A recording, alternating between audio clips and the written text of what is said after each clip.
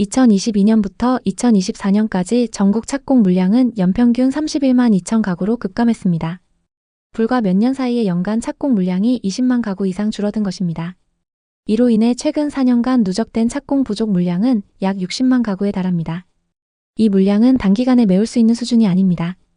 수도권만 따로 보면 상황은 더 심각합니다. 수도권은 연간 약 25만 가구의 신규 공급이 필요합니다. 그러나 내년 착공은 21만 가구, 준공은 12만 가구에 그칠 것으로 전망됩니다. 이 말은 무엇을 의미할까요? 지금 집이 필요한 속도보다 집이 공급되는 속도가 훨씬 느리다는 뜻입니다. 여기에 또 하나의 변수가 있습니다. 바로 유동성과 금리입니다. 최근 몇 년간 통화량 증가율은 평균을 웃돌고 있고 미국 기준금리 인하 이후 국내 금리 역시 하방 압력을 받고 있습니다. 이 불안정성은 매매 시장에서만 나타나지 않습니다. 오히려 전월세 시장에서 더 빠르고 직접적으로 체감되고 있습니다. 결국 이 상황에서 가장 큰 부담을 떠안는 분들은 누구일까요? 집을 소유하지 못한 분들, 그리고 전월세에 의존할 수밖에 없는 중산층과 서민들입니다. 월급날이 오면 마음이 편해져야 하는데 이제는 오히려 숨이 막힙니다. 월급이 들어오자마자 은행으로 빠져나갈 돈이 머릿속에서 먼저 계산되기 때문입니다. 6%대 주택담보대출 금리. 지금 이 순간에도 누군가는 소고기를 먹고 싶어도 참고 주말 약속 대신 배달을 나가고 있습니다. 집을 샀다는 이유만으로 삶이 이렇게 팍팍해질 줄 누가 알았을까요? 시간을 잠시 2020년, 2021년으로 돌려보겠습니다. 그때 분위기를 기억하시는 분들도 많을 겁니다. 기준금리는 0.5%, 주택담보대출 금리는 2%대 중후반, 5억을 빌려도 한 달 이자가 100만 원 조금 넘는 수준이었습니다. 이 정도 이자는 누구나 감당 가능했습니다. 월세 낸다고 치자. 어차피 월세도 이 정도는 나간다. 관리비 조금 더 내는 셈이다. 게다가 그때는 자고 일어나면 집값이 올랐습니다. 오늘 오른 가격이 한 달 이자보다 더 컸습니다. 그래서 이자 100만 원이 전혀 아깝지 않았습니다. 오히려 싸게 느껴졌습니다. 그래서 사람들은 조금씩 선을 넘기 시작했습니다. 4억, 5억, 많게는 7억 이상씩 대출을 받았죠. 모자란 돈은 신용대출과 퇴직금 담보대출, 부모님 도움까지 더해서 어떻게든 계약서에 도장을 찍었습니다. 그때는 그게 무모해 보이지 않았습니다. 오히려 안 사는 사람이 뒤처지는 사람처럼 보였으니까요. 당시를 떠올려보면 이 말이 얼마나 자주 나왔는지 기억하실 겁니다. 지금 못 사면 평생 전세다. 월급 모아서 집 사는 시대는 끝났다. 이런 말들이 공포처럼 퍼졌습니다. 특히 2030 세대에게는 그 공포가 더 크게 다가왔습니다. 열심히 일해도 월급은 제자리였고 집값은 미친 듯이 올라가고 있었으니까요. 가만히 있으면 나만 도태되는 느낌. 나만 바보 되는 느낌. 그래서 빚을 내는 게 선택이 아니라 필수처럼 느껴졌습니다. 그게 바로 영끌이라는 단어가 일상어가 된 이유였습니다. 하지만 파티는 생각보다 훨씬 빨리 끝났습니다. 문제는 금리였습니다. 미국 연준이 금리를 올리기 시작했고 그 여파는 그대로 한국에 닿았습니다. 처음엔 다들 이렇게 생각했습니다. 금리 조금 오르다 말겠지. 설마 더 오르겠어? 하지만 현실은 달랐습니다. 2025년 현재 시중은행 주담대 금리는 다시 6%대를 위협하고 있습니다. 2%대에 빌렸던 대출이 5%, 6%로 갱신되면서 한 달 이자는 2배 이상으로 뛰었습니다. 5억 대출 기준으로 이자만 250만 원, 300만 원입니다. 이 금액이 체감이 안 되신다면 이렇게 생각해 보시면 됩니다. 월 실수령액 500만 원. 이 정도면 고액 연봉자라고 할 수 있습니다. 예전에는 이자 120만 원 내고 380만 원으로 생활을 했습니다. 저축도 하고 외식도 하고 취미생활도 가능했죠. 지금은 다릅니다. 이자만 300만 원이 나갑니다. 남는 돈은 200만 원입니다. 이 200만 원으로 생활비, 자녀학원비, 세금 등등 모두 해결해야 합니다. 대부분의 20대, 30대는 실수령액 500만 원에서 한참 못 미치는데요. 그들은 도저히 생활을 이어갈 수 없는 상태가 됩니다. 아이 학원비는 말할 것도 없고 외식 한 번 하는 것도 부담이 됩니다. 그래서 영끌한 사람들은 주말에 쉬지 못합니다. 배달 알바를 뛰고 투잡을 찾습니다. 하지만 그렇게 버티는데도 한계가 있습니다. 자산은 있는데 현금이 없는 상태. 겉으로 보면 수억짜리 아파트를 가진 집주인입니다. 하지만 실제 삶은 카드값 걱정하며 하루하루 살아갑니다. 이쯤 되면 이런 말이 꼭 나옵니다. 그렇게 힘들면 집 팔면 되잖아. 욕심 부린 거 아니야? 틀린 말은 아닙니다. 하지만 문제는 팔고 싶어도 팔 수 없다는 겁니다. 서울 노원, 도봉, 강북, 경기도의 동탄, 평택 등등. 20대, 30대 영끌한 사람들이 많이 들어갔던 지역들. 이 지역들의 일부 아파트는 고점 대비 30%까지 떨어졌습니다. 물론 입지가 좋은 곳들은 회복하기도 했지만 대부분 집값이 떨어져 있습니다. 8억에 산 집이 지금은 6억도 안 됩니다. 대출은 그대로 5억이 남아 있습니다. 이걸 받아들이는 건 엄청난 심리적 고통입니다. 그래서 많은 사람들이 팔지 못하고 버티기를 선택합니다. 더 큰 문제는 가격 문제가 아니라 거래 문제입니다. 6억에도 사겠다는 사람이 없습니다. 매수자들은 이렇게 말합니다. 금리도 높은데 왜 지금 사냐, 더 떨어질 텐데. 이렇게 앞으로 몇 년이 흐르면 어떻게 될까요? 버티다 보면 어느 순간 한계가 올 수 있습니다. 이자를 몇 달만 밀려도 은행은 기다려주지 않습니다. 서류가 법원으로 넘어가고 집은 이미 경매로 넘어가게 되는 거죠. 요즘 법원 경매장은 젊은 사람들의 매물로 가득합니다. 30대, 심지어 20대. 한때 지금 아니면 끝이라는 말에 집을 샀던 사람들이 이제는 경매 물건의 주인이 됐습니다. 이민종 씨는 2022년 고점에 14억짜리 아파트를 샀습니다. 대출을 7억 이상 끌어다 썼죠. 그때는 집값은 무조건 오른다는 믿음이 컸으니까요. 당시만 해도 아파트 가격이 매달 몇 천만 원씩 오르는 분위기였죠. 민종 씨도 지금 사지 않으면 앞으로 기회가 없다고 생각했답니다. 하지만 지금은 어떨까요? 이자만 매달 250만 원 이상 나가는데 집값은 2억이나 빠졌습니다. 심지어 비슷한 조건의 매물은 매수자가 없어서 2년째 팔리지 않고 있다고 합니다. 이런 사례가 지금 부동산 시장에서 하나둘이 아닙니다. 정부가 대출 규제를 강화하면서 더 이상 대출을 많이 받을 수 없어졌고 규제 지역이 확대되면서 전세를 끼고 사는 갭 투자도 막혔습니다. 올해 상반기만 살펴봐도 서울 주택 매매 가격 지수가 소폭 상승했지만 이는 고가 아파트 거래에 치우친 결과입니다. 실제로 전체 시장은 소강 상태이고 대출 조이기로 인해 젊은 세대나 서민층 수요가 꺾인 상황입니다. 특히 30대와 40대 고소득 직장인들의 대출이 막히면서 시장의 활력이 떨어지고 있습니다.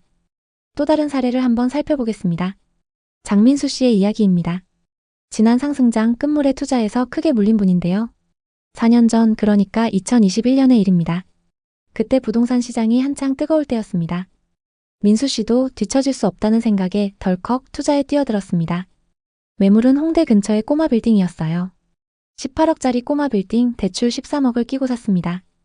현금 5억 가지고 18억짜리 꼬마 빌딩을 사는 게 가능했죠. 월세 수익이 나쁘지 않을 거라는 계산이었고 빌딩 값도 오를 거라는 장밋빛 꿈을 꿨습니다. 처음에는 임차인들이 꽉 차 있어서 괜찮았습니다. 매달 월세가 들어오고 이자도 겨우 맞추면서 버텼죠. 그런데 코로나가 터지면서 임차인들이 하나둘 빠져나가기 시작했습니다. 공실률이 30%까지 치솟았고 월세 수익은 기대 이하로 떨어졌습니다. 대출 이자는 매달 540만 원씩 꼬박꼬박 나가는데 수익으로는 그걸 감당하기 버거웠습니다. 민수 씨는 조금만 버티면 되겠지 라고 생각하며 2년을 버텼지만 결국 빌딩을 23억에 내놓았습니다. 그런데 이게 또 안 팔리는 겁니다. 1년 넘게 매물로 내놨는데 매수 문의조차 거의 없었습니다. 지금까지도 매물이 팔리지 않고 있는데요. 민수 씨가 털어놓길 부동산은 주식처럼 쉽게 사고 팔 수 있는 게 아닙니다. 대출을 많이 끼고 들어가면 시장이 조금만 흔들려도 바로 직격탄을 맞습니다. 이렇게 말했습니다. 현재 서울 수도권에는 민수 씨와 비슷한 상황에 처한 분들이 많습니다. 레버리지를 활용해서 들어간 사람들이 시장 변동에 취약해진 것입니다. 민수 씨의 사례만 그런 게 아닙니다. 평택에 사는 이영식 씨 이야기를 해보겠습니다. 영식 씨는 4년 전 고덕 신도시에 9억짜리 아파트를 샀습니다. 대출 5억, 자기 돈 4억으로요. 그때 평택은 무조건 오른다는 분위기였습니다. 고덕 신도시 개발과 삼성전자 호재로 주목받았죠. 하지만 지금은 어떨까요? 그 아파트 값이 6억으로 뚝 떨어졌습니다. 대출 이자는 매달 나가는데 집값은 안 오르고 전세금도 많이 떨어졌다고 합니다. 영식 씨는 이렇게 말했습니다. 이제 이자 내느라 적금도 깼어요. 언제까지 버틸 수 있을지 모르겠네요. 이분처럼 고가 아파트에 대출 끼고 들어간 사람들이 고금리와 거래량 감소로 고통받고 있습니다. 규제 이후 중위권 아파트 가격이 떨어질 조짐이 보인다고 합니다. 실제로 작년 대비 서울 수도권의 아파트 거래가 급격히 줄어들었고 일부 단지는 매물이 쌓여도 매수자가 없는 상황입니다. 김소정 씨는 안양에 20억짜리 상가 건물을 샀습니다. 대출 15억을 끌어다 썼는데 공실률이 30%가 넘어가면서 월세가 이자를 못 따라가고 있습니다. 김소정 씨는 이렇게 말했습니다. 임차인 구하기가 하늘의 별 따기네요. 건물주만 되면 끝일 줄 알았는데 삶이 더 힘들어졌어요. 이런 사례들을 보면 공통점이 있습니다. 다들 부동산은 무조건 오른다는 믿음으로 대출을 많이 끌어다 썼고 시장이 변하면서 그 부담을 감당하지 못하고 있는 것입니다. 특히 상업용 부동산은 공실률 때문에 더 치명적입니다. 아파트는 그래도 주거용이라 임차인을 구할 가능성이 있지만 상업용은 임차인 구하기가 정말 어렵습니다. 앞으로는 이런 실패 스토리가 더 늘어날 수밖에 없습니다. 특히 입지가 조금 떨어지는 상업용 부동산의 경우 공실률이 60%를 넘는 곳도 많아서 투자자들의 부담이 커지고 있습니다. 지금 왜 이렇게 줄줄이 무너지고 있는 걸까요? 여러 이유가 얽혀 있지만 가장 큰 건 대출 규제와 고금리 기조입니다. 정부가 6억 이상 대출을 제한하면서 고가 아파트나 빌딩을 사려는 수요가 확 줄었습니다. 예전에는 20억짜리 집 사면서 15억 대출 받는 게 가능했지만 지금은 그게 안 되니까요. 게다가 금리가 낮아지지 않아서 이자 부담이 큰 상황입니다. 예를 들어 15억 대출 받아서 연 3% 금리면 연간 이자가 4,500만 원입니다. 하지만 금리가 5%로 오르면 1년에 이자만 7,500만 원으로 뛰는 겁니다. 이걸 매달 나눠서 낸다고 해도 감당하기 쉽지 않습니다. 시장에 매물이 많아야 거래가 활성화되는데 지금은 다들 집값 더 오를 거야 라는 기대감에 집을 안 내놓고 있습니다. 하지만 정작 매수자는 없습니다. 왜냐하면 대출이 막혔고 금리 부담 때문에 선뜻 나서는 사람이 없으니까요. 그래서 거래가 멈춘 상태에서 집주인들만 이자 부담에 허덕이고 있는 것입니다. 특히 상업용 부동산은 공실률이 치명적입니다.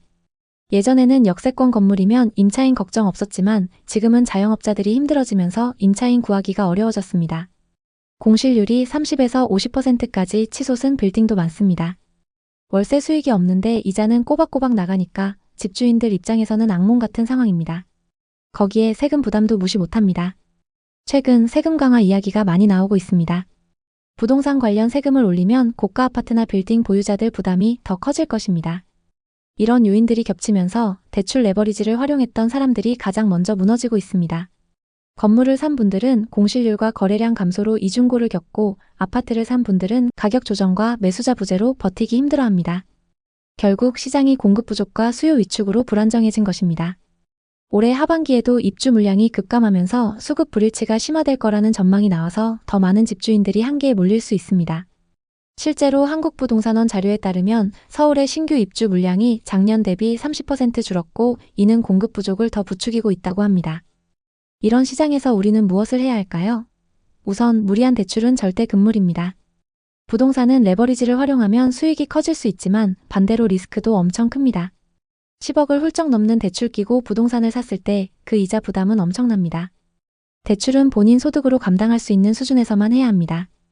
또 단기 시세 차익을 노린 매매는 위험하다고 봅니다. 부동산은 주식처럼 단기 차익을 노리기 어려운 자산입니다. 사고 팔 때 거래 비용, 세금 다 고려하면 단타로 큰돈 벌기 어렵습니다. 특히 지금처럼 거래가 멈춘 시장에서는 더더욱 그렇습니다. 장기적인 관점으로 접근해야 합니다. 시장 흐름을 읽어야 한다는 것도 중요합니다. 부동산 시장은 정부 정책, 금리, 경제 상황에 따라 급변합니다. 예를 들어 지금은 금리가 오르고 대출 규제가 강해진 상황이니까 무리한 투자는 피해야 합니다. 반대로 시장이 안정화되고 저렴한 매물이 늘어나면 그때 기회를 노려보는 게 좋습니다. 그리고 현금 흐름을 확보하는 게 핵심입니다.